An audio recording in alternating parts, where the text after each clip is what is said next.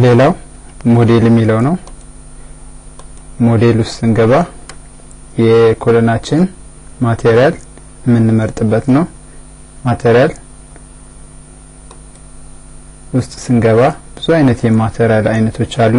ከዛ የምንፈልገውን አይነት የኮለን ታይፕ የኮለን ቴክስቸር በቴክስቸር ከሆነ በቴክስቸር ፔንት ከሆነ በፔንት መምረጥ እንችላለን።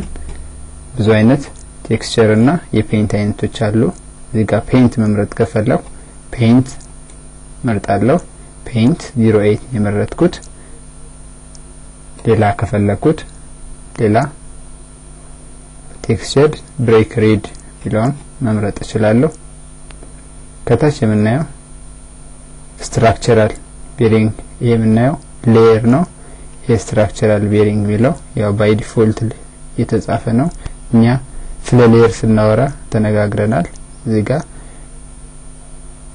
ሌየር በሌየር አንድ ነገር ከሰራን በቀላሉ ሞዲፋይ ማስተካከልና እዚህ ላይ ሌየሩን ኦን እና ኦፍ እያደረግን በቀላሉ መስራት ያስችለናል። ሁሉም ቱሎች ሌየር አላቸው። በሌየር ከተሰሩ በቀላሉ መጠቀም እንችላለን ማለት ነው። እዛ ኦኬ ብለን እንወጣለን። ወደ ዊንዶ ከመጣን በኋላ ዊንዶ ላይ ኮለኑን ማስቀመጥ እንችላለን ማለት ነው። ይሄንን ያስቀመጥነውን ኮለን በ3D ማየት እንችላለን ማለት ነው። ራይት ክሊክ አድርገን ሾው ኦል ኢን 3D ወይም ኮንትሮል ፕላስ 5 በኪቦርድ ተጠቅመን ሴሌክት ስናደርገው ይሄ የ3D ታይፕ እናያለን ማለት ነው። ይሄ የምናየው ዙም እና በስክሮል ዙም እና ዙም አውት ዙም ኢን እና ዙም አውት እያደረግን እናያለን። እዚህ ጋር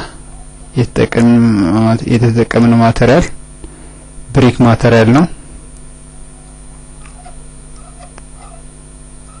የኮለን ሃይት 3 ሜትር 30 በ30 የሆነ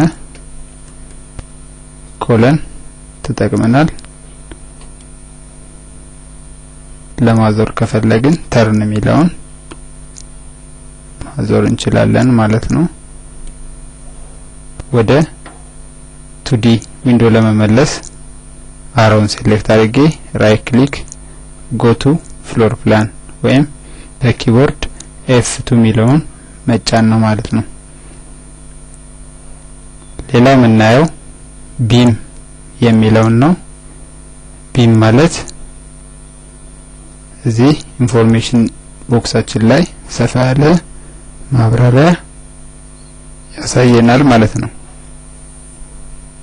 እዚህ ላይ የምናየው የቢም ሃይቱ 2 ሜትር ዊድዙ 2 ሜትር 200 ነው የሚለው